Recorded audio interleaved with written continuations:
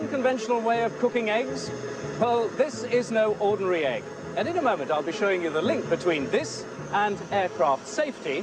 This torch here is producing a temperature of 1200 degrees Celsius. Now, try cooking an ordinary egg like that, and in a very few seconds, the results would be quite an explosion. But I'm going to leave this torch here, blowing on this egg for a couple of minutes before we crack it open. And it ought to survive the inferno because it's coated with a remarkable new plastic. What it's made of is a closely guarded secret. All the inventor will say is that 20 years' experience as a ladies' hairdresser led him to the discovery. Well, now several aircraft manufacturers want to test the material for fireproofing.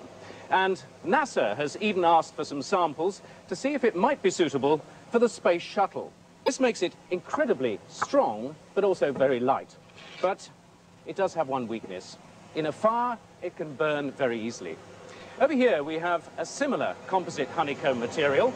And as soon as I start putting a flame on it, within a very few seconds, it catches fire. But not only that, it's also giving off an enormous amount of very toxic fumes. Take the flame away, and it still carries on burning. But here we have exactly the same material, which has been coated on one side with just a millimetre or so of the new plastic. Now, that doesn't add very much weight to it, but it does give it enormous protection against fire, which would be very good in a fuselage, for instance.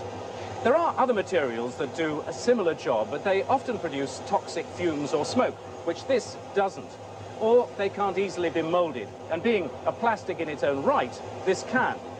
And of course, like on our egg, it can be used neat as a coating. So how is it doing? Well, it hasn't broken up at all, and you can see on the front here it's glowing red hot.